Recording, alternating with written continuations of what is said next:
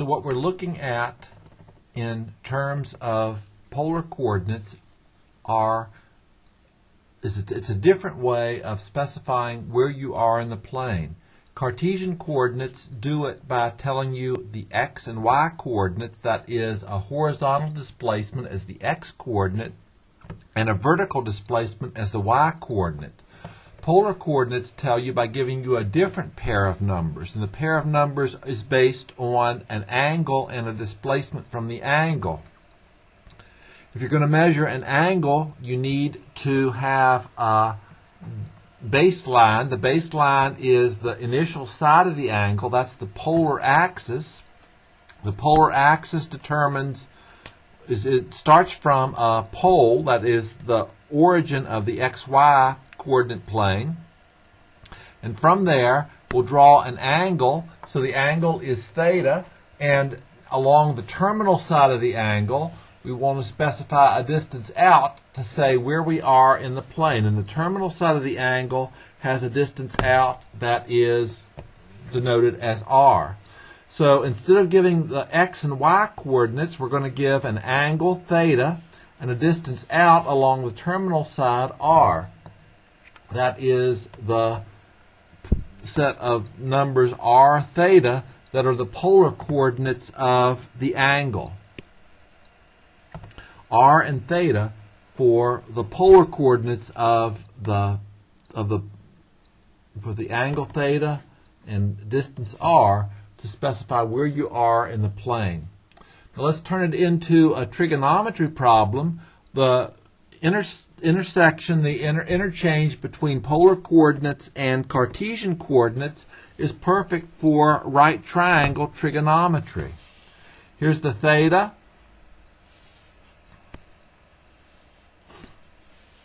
Here's the theta. Here's the r. So that we're going a distance r out along a terminal side of an angle from the positive x-axis determined as x, and that's this location right here will be where the polar coordinate of the point is. Sine theta is, in this right triangle, we've got side opposite over the hypotenuse. Sine theta is y over r. So we can write down what the y coordinate of the point is in terms of given information r and theta as y equals r sine theta. And for the horizontal component, cosine theta is side adjacent over the hypotenuse.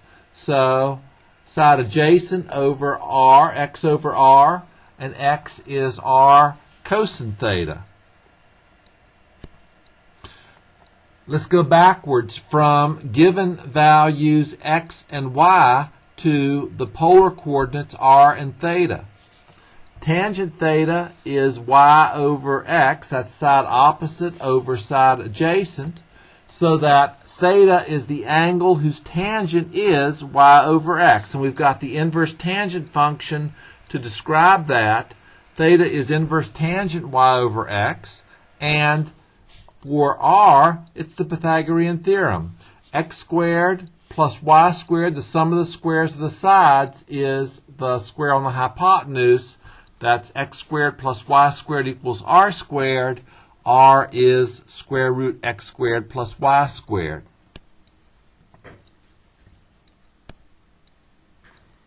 So let's try an example. Find the polar coordinates of a point whose rectangular coordinates are 0, 3.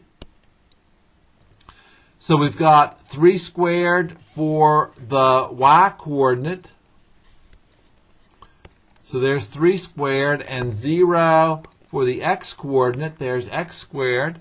So r is the square root of 3 squared plus 0 squared. R is 3. And theta is the angle whose tangent is y over x. And that looks like 3 over 0. Now that should make you scratch your head a little bit with 0 on the bottom, but remember what that says. Tangent has a pole at pi over 2, so we could use pi over 2 for the value of theta to correspond to that pole, and the polar coordinates of the point with rectangular coordinates 0, 3 would be 3 for the r and pi over 2 for the angle theta. We're going to be concerned with switching from polar coordinates, from rectangular coordinates to polar coordinates, and we can do that with independent variables and dependent variables to determine a polar equation. The graph of a polar equation consists of all the points whose polar coordinates satisfy the equation. Just like in a Cartesian equation, you look at pairs of points x, y, so that when you plug them into the equation, you get something that's true. For polar equations, we'll be plugging in an r and a theta to get something out that's true. So let's look at some simple cases first. R equals 2 could be a polar equation. We can get as r equals 2, writing r as the square root of x squared plus y squared. Getting rid of that square root would be nice, so instead of r, maybe we should look at r squared. And if r is 2, r squared is 4. That means in terms of x and y, x squared plus y squared is 4. Now you might recognize that as the Cartesian equation. We talked about what equations look like early in the course. That looks like a circle. It is a circle with center at the origin, that is the pole of the polar coordinate system, and radius 2. Let's graph it. This looks like the logo for the next Spider-Man movie. All those lines going out from the origin, from the pole, correspond to constant values of the angle. And all the concentric circles looking like lines going in towards a bullseye are constant values of r. So constant values of x and y in the Cartesian plane give you the familiar grid. Constant values of r and theta in the polar coordinate system give this shape that looks like the spider web. So the situation that we looked at before, r equals 2, all the values for r equals 2 are on this circle around the origin, around the pole 2 units out, and that's the right graph for that equation. Now let's do another one. This one looks like a different constant variable. This one is not r but theta. How about theta equals pi over 3? Then to get it transformed into a Cartesian equation from theta, we want to do tangent theta, because tangent theta was inverse tangent that got y and x involved. Well, theta is pi over 3. Tangent theta is tangent pi over 3. Remember what it looks like for the standard rectangle. If you're standard triangle, if you do 2, 1, square root of 3 for a 30, 60, 90 triangle, the 30 is pi over 6, the small angle opposite the small side, and the bigger angle opposite the bigger side, pi over 3 opposite the square root of 3.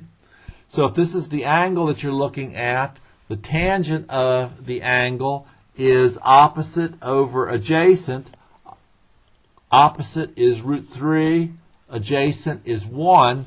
So opposite over adjacent is root 3 over 1, and y is root 3 times x. Now if you think about what that looks like in terms of y equals mx plus b, that looks like the m is root 3, and the b is no b there, so b would be 0. So the line we should draw in the Cartesian plane has slope root 3. Remember, root 3 is about 1.732, and b equals 0. So we get out a line that looks like slope root 3. So 1 unit over and 1.7 units up, that gives the slope there. And whether you're looking at it in terms of the Cartesian plane or the polar coordinate plane, you get the same set of points that satisfy the equation, a straight line with slope pi over 3, or slope tangent pi over 3, that's 1.732, a little steeper than a horizontal slope, than a slope for the identity function y equals x, 45 degrees, and passing through the origin.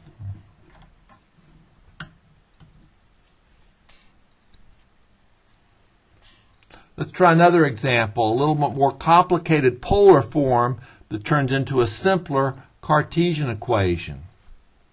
R sine theta equals minus 2. So sine theta is side opposite over the hypotenuse, y over r. And if we want y over r to be minus 2, that says